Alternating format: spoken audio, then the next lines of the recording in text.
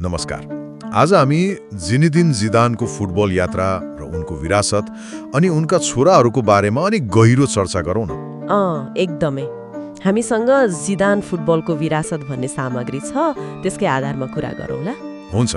अब जिदान भन्ने बित्तिकै फ्रान्सका महान खेलाडी हैन, त्यो जादुई खुट्टा, त्यो खेल पढ्ने क्षमता हो नि, एकदमै सुन्दर खेल खेल्ने उनको त्यो शैली निकै प्रभावशाली।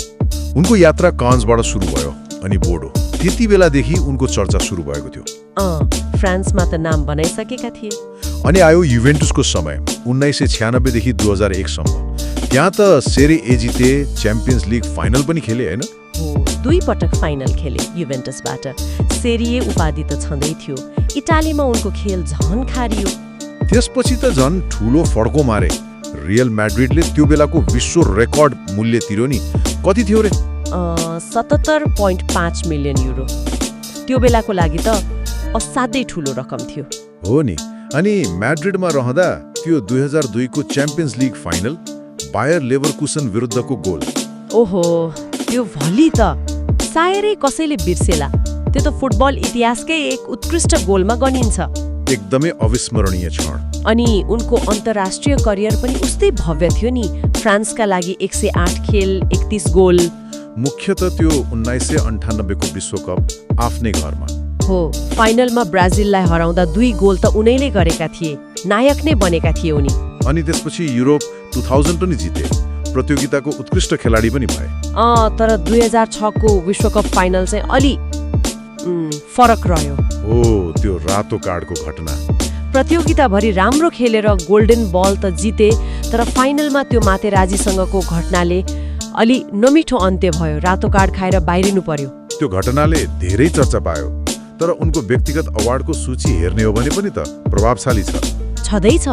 1998 को बालोन डियोर अनि फिफा विश्व वर्ष खेलाडी त 3 पटक कोचिङमा लागे, त्यो पनि रियल म्याड्रिडमै।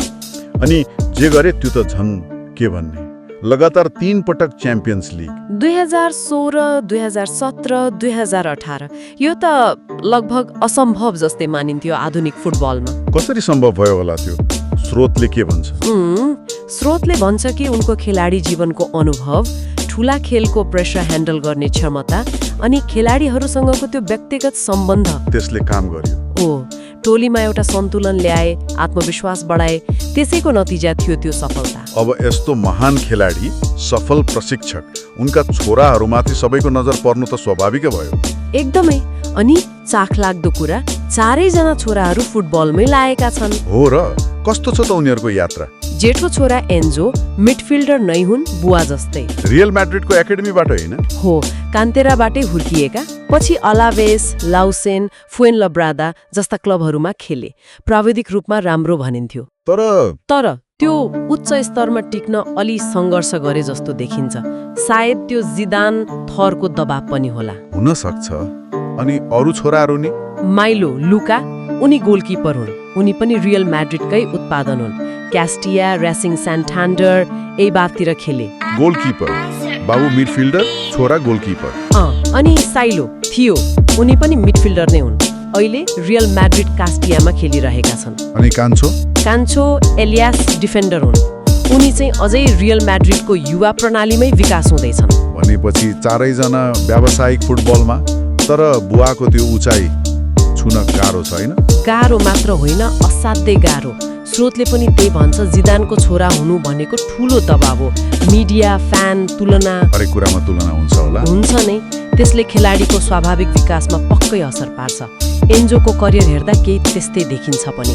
लुका र थियो पनि व्यावसायिक खेलाडी हुन्, तर त्यो जिदान स्तरको प्रभाव त देखिएको छैन। तर व्यावसायिक फुटबल खेल्नु आफैमा सानो कुरा होइन। त्यो त हो नि। जिदान त अब फुटबल इतिहासकै महान खेलाडी मध्ये एक भइहाले। उनको त्यो कन्ट्रोल, भिजन, ठुला खेलमा गोल गर्ने खुबी। एकदम। उनका छोराहरूले पनि बाटो त समातेका छन्, तर आफ्नो पहिचान बनाउने यात्रा अझै जारी छ। यसले एउटा प्रश्न उब्जाउँछ कि कुनै खेलकुदमा यस्तो वंश कसरी बन्छ? के यो प्रतिभा र वातावरणले मात्रै हुन्छ, कि त्यो महान विरासतको भारीले नै अर्को पुस्तालाई थिच्छ? हो, जिदान परिवार